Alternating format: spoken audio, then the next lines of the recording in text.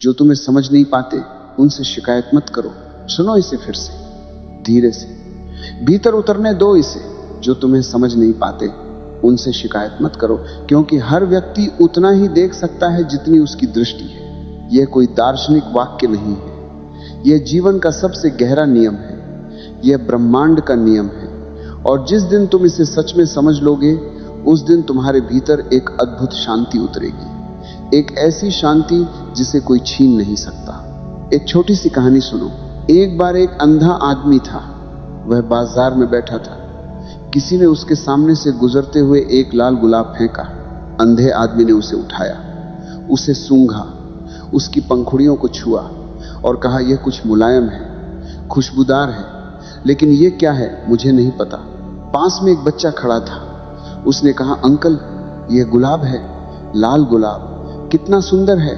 अंधे आदमी ने कहा, लाल, सुंदर, यह शब्द मेरे लिए अर्थहीन है। बच्चे ने कहा, तो क्या तुम मानते हो कि यह गुलाब सुंदर नहीं है? अंधे ने कहा, नहीं बेटा, मैं यह नहीं कहता कि यह सुंदर नहीं है, मैं सिर्फ यह कहता हूं मैं देख नहीं सकता। अब मुझे बताओ, क्या उस अंधे आदमी से शिकायत करना उचित होगा कि उसने गुलाब की लालिमा नहीं देखी? क्या उस पर क्रोध करना न्याय संगत होगा? नहीं, क्योंकि वह देख नहीं सकता। और यही बात मैं तुम्हें समझाना चाहता हूं। जो लोग तुम्हें नहीं समझते वे तुम्हारे दुश्मन नहीं हैं, वे अंधे नहीं हैं, लेकिन उनकी दृष्टि सीमित है। उनकी चेतना की खिड़की उतनी बड़ी नहीं है जितनी तुम्हारी, या शायद तुम्हारी खिड़की किसी और दिशा में खुलती है, और इसमें किसी का दोष नहीं है। जरा सोचो, तुमने कितनी बार यह अनुभव किया है? तुमने किसी से दिल खोलकर बात की, अपना सबसे गहरा दर्द साझा किया, अपना सबसे बड़ा सपना बताया, और उस इंसान ने जो शायद तुम्हारा अपना था, माँ थी, पिता थे, पति था, पत्नी थी, दोस्त था, उसने कहा, यह क्या बेकार की बात है, और तुम्हारे भीतर कुछ टूट गया। उस पल में तुमने क्या सोचा? क्या तुमने सोचा, इसे मेरी कोई परवाह नहीं, यह मुझसे प्यार नहीं करता, मैं इस घर में अकेला हूं? मैं समझता हूं यह पल बहुत कठिन होता है, लेकिन मैं तुमसे पूछना चाहता हूं, क्या तुमने कभी यह सोचा कि शायद उस इंसान की चेतना उस गहराई तक पहुंची ही नहीं थी जहां तुम थे? शायद उसने जानबूझकर तुम्हें चोट नहीं पहुंचाई, शायद वह सच में नहीं देख सका। एक किसान को समुद्र की गहराई से क्या लेना देना? एक मछुआरे को पहाड़ की ऊंचाई का क्या अनुभव? यह अज्ञानता नहीं है, यह सिर्फ उनकी दुनिया की सीमा है, और इसमें कोई बुराई नहीं। बुराई तब होती है जब तुम उस सीमित दृष्टि से आहत होकर अपनी ऊंचाई से नीचे उतर आते हो। अब मैं तुम्हें एक और कहानी सुनाता हूं। यह कहानी एक संत की है। एक बार एक महान संत गांव से गुजर रहे थे। उनके चेहरे पर असीम शांति थी, उनके नेत्रों में एक अजीब सी रोशनी थी। गांव के कुछ लोगों ने उन्हें देखा और कहा, यह पागल है, यह ढोंगी है, इसे कुछ पता नहीं। संत मुस्कुराते रहे। एक शिष्य ने पूछा, गुरुदेव, इन लोगों ने आपको इतना बुरा भला कहा, आपको क्रोध नहीं आया? संत ने कहा, बेटा, मैं क्रोध किस पर करूं? जो अंधेरे में है वह प्रकाश को कैसे देखेगा? जो अभी भी पत्थर की तरह बंद है उसे फूल की कोमलता का अनुभव कैसे होगा? मैं उन पर क्रोधित नहीं हूं, मैं उनके लिए प्रार्थना करता हूं। शिष्य ने पूछा, लेकिन गुरुदेव, क्या आपको दुख नहीं होता?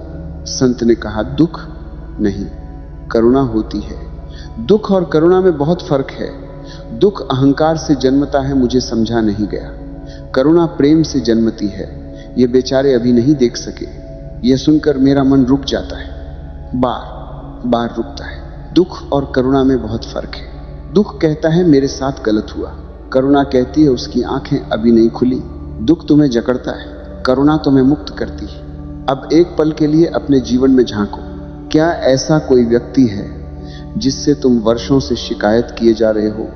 माँ जो हमेशा आलोचना करती है, पिता जो कभी तारीफ नहीं करते, पति जो भावनाओं को नहीं समझता, पत्नी जो तुम्हारी महत्वाकांक्षाओं को नहीं पहचानती, कोई दोस्त जिसने धोखा दिया, कोई रिश्तेदार जिसने वो नहीं दिया जो तुम चाहते थे। और उस शिकायत को तुम कितने वर्षों से पाले बैठे हो? 5 साल, 10 साल, 20 साल।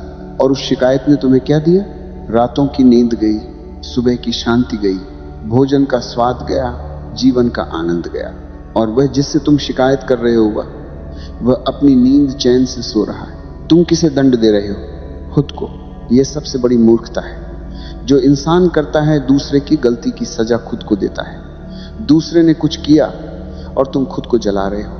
आज मैं तुम्हें एक पुरानी बात याद दिलाना चाहता हूं। रामायण में एक प्रसंग है, जब भगवान राम वनवास जा रहे थे तो अयोध्या की प्रजा रो रही थी, सब दुखी थे, लेकिन मंथरा जिसने यह सब करवाया था वह खुश थी। क्या राम ने मंथरा को कोसा? क्या राम ने मंथरा पर क्रोध किया? नहीं। राम ने क्या किया? वे चले गए शांत चित्त से, मुस्कुराते हुए, क्योंकि राम जानते थे मंथरा उतना ही देख सकती थी जितनी उसकी दृष्टि थी। वह नहीं जानती थी कि यही वनवास एक महाअभियान का आरंभ है। वह नहीं जानती थी कि यही कष्ट एक महान उद्देश्य की सिद्धि का मार्ग है। और राम, वे जानते थे। जब तुम जानते हो तो तुम शिकायत नहीं करते, जब तुम नहीं जानते तब तुम शिकायत करते हो। और इसीलिए ज्ञान सबसे बड़ी दौलत है, बोध सबसे बड़ा बल है। मैं तुमसे एक और बात कहना चाहता हूं। तुम जानते हो जब कोई तुम्हें नहीं समझता तो असली समस्या क्या है? असली समस्या यह नहीं है कि उसने तुम्हें नहीं समझा। असली समस्या यह है कि तुम्हें उससे उम्मीद थी। उम्मीद, यह शब्द, यह एक सुंदर शब्द है, लेकिन जब यह गलत जगह लग जाती है तो यही सबसे बड़ा दुख बन जाती है। तुमने एक कुएं से समुद्र मांगा, तुमने एक दीपक से सूरज मांगा, तुमने एक साधारण मनुष्य से असाधारण समझ मांगी, और जब नहीं मिली तो रो पड़े। बेटा, कुएं की गलती नहीं है, उसमें उतना ही पानी है जितना हो सकता है। कुएं से समुद्र मांगना तुम्हारी भूल है। एक बार एक शिष्य अपने गुरु के पास आया। वह बहुत परेशान था, उसकी आंखें लाल थी, उसके चेहरे पर थकान थी। गुरु ने पूछा, क्या हुआ? शिष्य ने कहा, गुरुजी, मेरी पत्नी मुझे नहीं समझती, मैं जो कहता हूं वह नहीं सुनती, मैं जो महसूस करता हूं वह नहीं जानती, मैं बहुत अकेला हूं। गुरु ने कहा, ठीक है, लेकिन पहले मुझे बताओ, क्या तुम उसे समझते हो? शिष्य चुप हो गया। गुरु ने फिर कहा, क्या तुम जानते हो कि जब वह चुप हो जाती है तो क्यों चुप होती है? क्या तुम जानते हो कि रात को वह क्या सोचकर सोती है? क्या तुम जानते हो कि उसके दिल में कौन सा दर्द है जो वह कभी बोल नहीं सकी? शिष्य की आंखें भर आईं। गुरु ने कहा, बेटा, तुम चाहते हो कि वह तुम्हें समझे, लेकिन तुमने खुद उसे समझने की कोशिश की। समझ एक तरफा नहीं होती, समझ एक पुल की तरह है, दोनों तरफ से बनना पड़ता है। और यही सत्य है। जब हम शिकायत करते हैं कि मुझे समझा नहीं गया, तो हम अक्सर ये भूल जाते हैं कि हमने भी उसे समझने की कोशिश नहीं की। अब एक गहरी बात करते हैं। जब कोई तुम्हें नहीं समझता तो एक और रास्ता है, एक ऐसा रास्ता जो बहुत कम लोग लेते हैं, लेकिन जो इसे लेते हैं वे जीवन में सच में ऊपर उठते हैं। वह रास्ता है, अपने आप को देखो। हाँ, खुद को। जब कोई तुम्हें नहीं समझता तो ये एक दर्पण है, ये एक अवसर है, ये एक सवाल है जो ब्रह्मांड तुमसे पूछ रहा है, क्या तुम खुद को समझते हो? बहुत बार ऐसा होता है, हम खुद अपने आप को नहीं जानते। हम खुद नहीं जानते कि हम चाहते क्या हैं। हम खुद नहीं जानते कि हमारे भीतर क्या चल रहा है, और हम उम्मीद करते हैं कि कोई दूसरा आए और हमें समझे। ये ऐसे है जैसे एक पुस्तक है, उस पर जिल्द नहीं है, पन्ने बिखरे हुए हैं, शब्द अव्यवस्थित हैं, और तुम चाहते हो कि कोई पाठक आए और उसे पूरी तरह समझ जाए। पहले पुस्तक को व्यवस्थित करो, पहले खुद को जानो, पहले अपने भीतर उतरो। जब तुम खुद को जान लोगे तब तुम्हें दूसरों की समझ की इतनी भूख नहीं रहेगी। भगवत गीता में श्री कृष्ण ने कहा है, समः शत्रौ च मित्रे च, मित्र और शत्रु में समान भाव। यह कोई साधारण बात नहीं है, यह चेतना की उच्चतम अवस्था का वर्णन है। जब कोई तुम्हें समझे तो प्रसन्नता, जब कोई न समझे तो भी प्रसन्नता, क्योंकि दोनों ही स्थितियों में तुम वही हो जो हो। तुम्हारा मूल्य किसी की समझ से तय नहीं होता। एक हीरा चाहे कोई उसे पहचाने या न पहचाने, हीरा ही रहता है। तुम्हारी चमक किसी की आंखों की मोहताज नहीं है। अब मैं तुम्हें एक सच्ची बात कहता हूं, इस दुनिया में सबसे बड़ा दुख क्या है? यह नहीं कि किसी ने तुम्हें नहीं समझा, सबसे बड़ा दुख यह है कि तुम दूसरों की समझ पर अपनी खुशी को टिका देते हो। जब कोई तारीफ करे खुश, जब कोई आलोचना करे दुखी, जब कोई समझे जीवन सुंदर, जब कोई न समझे जीवन बेकार। तुमने अपनी खुशी की चाबी किसी और के हाथ में दे दी, और वह इंसान जिसके हाथ में चाबी है उसे शायद पता भी नहीं कि वह तुम्हारी खुशी को नियंत्रित कर रहा है। ये कैसी दास्तां है? तुम स्वतंत्र हो, तुम्हारे भीतर परमात्मा का अंश है, तुम उस महान चेतना का हिस्सा हो, और तुम एक साधारण मनुष्य की राय के बंधुआ बन गए। उठो। एक बार एक बहुत प्रसिद्ध चित्रकार था। उसने एक अद्भुत चित्र बनाया और उसे गांव के चौक में रख दिया। साथ में लिख दिया, जिसे जो भी खामी लगे वहां निशान लगा दे। शाम को जब वह वापस आया तो पूरा चित्र निशानों से भरा था। चित्रकार दुखी हुआ। अगले दिन उसने वही चित्र फिर बनाया और इस बार लिख दिया, जिसे जो भी खूबसूरती लगे वहां निशान लगा दे। शाम को जब वह आया तो पूरा चित्र फिर निशानों से भरा था। उसी जगह वही निशान। चित्रकार मुस्कुराया और उसने कहा, चित्र वही था, लोग वही थे, बस उनका दृष्टिकोण बदल गया। जो पहले खामी थी वही बाद में खूबसूरती बन गई। मतलब लोग जो देखते हैं वह तुम्हारे बारे में नहीं है, वह उनके बारे में है। जब कोई तुम्हारी आलोचना करे वह उसकी दृष्टि का प्रतिबिंब है। जब कोई तुम्हारी प्रशंसा करे वह भी उसकी दृष्टि का प्रतिबिंब है। तुम दोनों से मुक्त हो। अब मैं चाहता हूं कि तुम एक पल के लिए अपनी आंखें बंद करो और सोचो उस एक इंसान के बारे में जिससे तुम्हें सबसे ज्यादा शिकायत है। उसका चेहरा देखो, उसकी आंखें देखो। अब सोचो वो बचपन से कैसा रहा होगा। उसने कौन सी तकलीफें देखी होंगी। उसे किसने आकार दिया। उसकी दृष्टि इतनी सीमित क्यों हो गई। शायद उसे भी किसी ने नहीं समझा था। शायद वह भी किसी का दर्द लेकर जी रहा है। शायद वो भी अंधेरे में है और अंधेरे में रहने वाला प्रकाश कैसे देगा। जब तुम ये सोचते हो तो क्रोध धीरे धीरे पिघलने लगता है और उसकी जगह कुछ और आता है, करुणा। और करुणा वह सबसे बड़ी शक्ति है जो इंसान के पास हो सकती है। भारत की धरती पर ऐसे अनेक संत महात्मा हुए जिन्हें उनके समय में नहीं समझा गया। कबीर को देखो, कबीर ने सच कहा, सच को सच कहा। न हिंदुओं ने समझा न मुसलमानों ने। दोनों ने उन्हें दुत्कारा, दोनों ने उन्हें गालियां दी। क्या कबीर रुक गए? नहीं। कबीर ने क्या किया? वे गाते रहे, बुनते रहे, कहते रहे। उन्होंने कहा, निंदक नीरे राखिए, आंगन कुटी छवाए, बिन पानी साबुन बिना निर्मल करे सुभाए। जो तुम्हारी निंदा करे उसे पास रखो, वह तुम्हें बिना पानी बिना साबुन के शुद्ध कर देता है। ये कैसी दृष्टि है, ये कैसा बोध है। जिसने तुम्हें नहीं समझा वह तुम्हारा शत्रु नहीं, वह तुम्हारा गुरु है। उसने तुम्हें यह सिखाया अपेक्षाओं से मुक्त होना। उसने तुम्हें यह सिखाया अपने भीतर की शक्ति को पहचानना।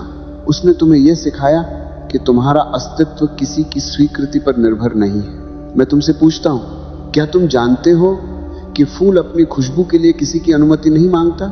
सूरज अपना प्रकाश देने के लिए यह नहीं पूछता क्या तुम मुझे स्वीकार करते हो।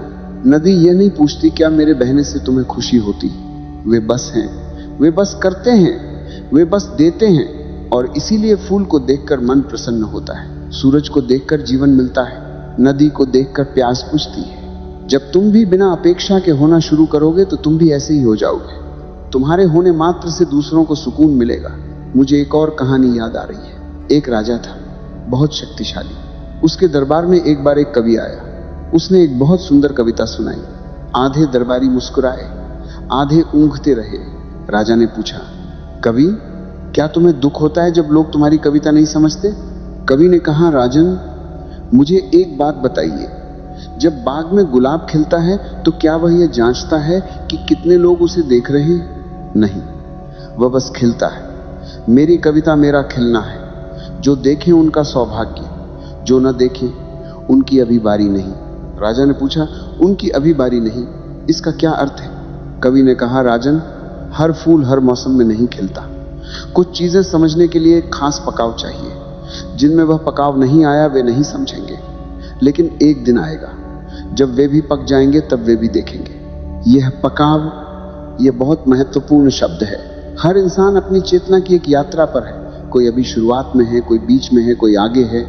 जो अभी शुरुआत में है वह तुम्हें नहीं समझ सकता जो आगे हो, और जो आगे है वह तुमसे आगे है। और इसमें कोई बड़ा या छोटा नहीं, ये बस यात्रा है, एक लंबी सुंदर यात्रा।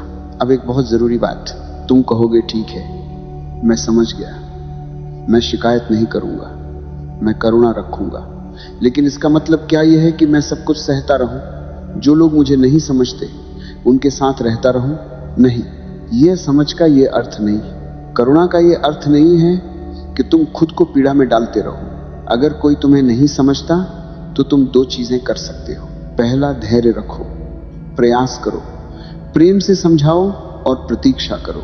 दूसरा, अगर फिर भी ना हो तो मुक्त हो जाओ। बिना द्वेष के, बिना शिकायत के, बिना बदले की भावना के बस चले जाओ, जैसे नदी बहती है। अगर रास्ते में पत्थर है तो वह पत्थर से लड़ती नहीं, वह उसके इर्द गिर्द बह जाती है। रास्ता बदलना कमजोरी नहीं है, रास्ता बदलना समझदारी है। अब एक और सवाल, क्या कभी ऐसा हुआ है कि तुमने किसी को नहीं समझा? सोचो, क्या कभी तुम्हारे बच्चे ने कुछ कहा और तुमने उसे बेकार मान लिया? क्या कभी तुम्हारे माता पिता ने कुछ महसूस किया और तुम बहुत व्यस्त थे? क्या कभी किसी मित्र ने मदद मांगी और तुमने टाल दिया? हम सब कभी न कभी किसी के लिए वह इंसान रहे हैं जिसने नहीं समझा, और इसलिए जब हम दूसरों की सीमित दृष्टि को क्षमा करते हैं तो हम खुद को भी क्षमा करते हैं। क्षमा, यह सबसे बड़ी मुक्ति है। दूसरे को क्षमा करने में तुम मुक्त होते हो। आज मैं तुम्हें एक प्रयोग देना चाहता हूं। आज रात जब तुम सोने जाओ तो उस एक इंसान का नाम लो जिससे तुम्हें सबसे ज्यादा शिकायत है, और मन ही मन कहो, मैं तुम्हें समझता हूं। तुमने उतना ही दिया जितना तुम दे सकते थे, तुमने उतना ही देखा जितना तुम देख सकते थे। मैं तुम्हारी सीमाओं के लिए तुम्हें दोष नहीं देता, और मैं अपनी खुशी की जिम्मेदारी अब तुम पर नहीं डालता। मैं अपनी खुशी का मालिक मैं खुद हूं, बस यह कहो और देखो कैसे कुछ भीतर हल्का होता है। यह हल्कापन, यही मुक्ति का पहला क्षण है। मित्रों, जीवन बहुत छोटा है। तुम जानते हो औसत इंसान कितने साल जीता है? 70-80 साल, और उसमें से लगभग 20 साल बचपन में जाते, फिर 10-15 साल वृद्धावस्था में जाते। बचते हैं कितने साल? 40 से 45, और इनमें से कितने साल तुमने उन शिकायतों में खर्च किए, उन रंजिशों में, उन अपेक्षाओं में? क्या यह उचित है? क्या तुम्हारा जीवन इतना सस्ता है? नहीं, तुम्हारा जीवन बहुत मूल्यवान है। तुम बहुत मूल्यवान हो, और यह जीवन यह फिर नहीं मिलेगा, यह पल यह फिर नहीं आएगा। तो क्या तुम इसे शिकायत में गंवाना चाहते हो? कुरान में एक बहुत सुंदर बात कही गई है, वह जो मन में छुपा है वही असली है। और उपनिषद कहते हैं अंतर्यामी ही ब्रह्म है, मतलब जो भीतर है वही सत्य है। बाहर जो दिखता है वह तो बस दृश्य है, माया है। जब कोई तुम्हें नहीं समझता वह बाहरी जगत की घटना है, लेकिन तुम्हारे भीतर जो है वह चेतना, वह प्रेम, वह ज्ञान, वह कोई नहीं छीन सकता। चाहे दुनिया तुम्हें समझे या न समझे, तुम्हारे भीतर का प्रकाश बुझता नहीं। बस तुम उसे बुझा सकते हो अपनी शिकायतों से, अपने क्रोध से, अपने द्वेष से, और तुम उसे प्रज्वलित कर सकते हो क्षमा से, करुणा से, प्रेम से। अब एक आखिरी कहानी। एक बहुत बूढ़ी औरत थी, उसके पास एक पुराना दीपक था। गांव के लोग कहते थे ये दीपक बहुत पुराना है, ये बेकार है, लेकिन बूढ़ी औरत हर रात उस दीपक को जलाती थी। एक दिन एक यात्री रात के अंधेरे में भटक गया। दूर से उसे एक रोशनी दिखी, वह उसी रोशनी की तरफ चला और पहुंचा उस बूढ़ी औरत के घर। उसने पानी मांगा, खाना मांगा, औरत ने सब दिया। यात्री ने पूछा, माँ तुम इस दीपक को क्यों जलाती हो? गांव वाले तो कहते हैं ये बेकार है। बूढ़ी औरत ने कहा, बेटा मैं उनके लिए नहीं जलाती, मैं उनके लिए जलाती हूं जो रात में भटक जाते हैं, जो मुझे नहीं जानते, जो मेरे दीपक को नहीं जानते। जब वे आएंगे तो रोशनी मिलेगी। यात्री की आंखें भर आईं। दोस्तों, यह दीपक तुम हो, जलते रहो, चाहे गांव वाले कहते रहें कि तुम बेकार हो। जो तुम्हारे प्रकाश के लिए बना है वह आएगा, जो तुम्हारी गर्माहट का हकदार है वह मिलेगा। बस बुझना मत। और अब मैं तुम्हारे साथ बैठकर एक बात कहना चाहता हूं, बहुत धीरे से, बहुत प्रेम से। जो तुम्हें नहीं समझा उसे जाने दो, वह पल जाने दो, वह दर्द जाने दो, वह शिकायत जाने दो। नदी के किनारे बैठकर जैसे लहरें आती हैं और चली जाती हैं, वैसे ही उन यादों को भी जाने दो। उन्हें रोको मत, उनसे लड़ो मत, बस देखो और जाने दो। तुम जानते हो सबसे बड़ी आध्यात्मिक क्रांति क्या है? बाहर की दुनिया बदलना नहीं, भीतर की दुनिया बदलना। जब तुम्हारे भीतर शांति है तो बाहर कितना भी तूफान हो तुम डिगते नहीं। जब तुम्हारे भीतर प्रेम है तो बाहर कितनी भी नफरत हो तुम टूटते नहीं। जब तुम्हारे भीतर प्रकाश है तो बाहर कितना भी अंधेरा हो तुम भटकते नहीं। और ये भीतर का प्रकाश ये किसी और के समझने से नहीं आता, ये तुम्हारे अपने जागने से आता है। तो आज अभी इस पल एक निर्णय करो। यह निर्णय करो कि मैं अपनी खुशी, अपना चैन, अपना जीवन किसी और की समझ पर निर्भर नहीं करूंगा। यह निर्णय करो कि मैं उन लोगों को क्षमा करूंगा जिन्होंने मुझे नहीं समझा, क्योंकि वे उतना ही देख सकते थे जितनी उनकी दृष्टि थी। यह निर्णय करो कि मैं अपनी दृष्टि को और गहरा करूंगा और विस्तृत और उदार। यह निर्णय करो कि मैं एक ऐसा इंसान बनूंगा जो समझता है, जो देखता है, जो महसूस करता है, जो जोड़ता है, तोड़ता नहीं। और जब तुम यह निर्णय करोगे तो एक अद्भुत बात होगी। जिन लोगों को तुम समझोगे वे एक दिन तुम्हें भी समझेंगे। जिन्हें तुम क्षमा करोगे वे एक दिन खुद को भी क्षमा करेंगे। जिनके लिए तुम प्रकाश बनोगे वे भी एक दिन किसी और के लिए प्रकाश बनेंगे। यह एक श्रृंखला है, एक दिव्य श्रृंखला, और यह तुमसे शुरू होती है आज, इस पल, इसी सांस में। जाओ, जियो, प्रेम करो, क्षमा करो, जलते रहो और याद रखो, जो तुम्हें नहीं समझ सका वह तुम्हारी ऊंचाई का प्रमाण है। जो तुम्हें नहीं देख सका वह तुम्हारी गहराई का साक्षी है। तुम्हें किसी प्रमाण की जरूरत नहीं। तुम पर्याप्त हो, तुम सुंदर हो, तुम प्रकाश हो। बस जागते रहो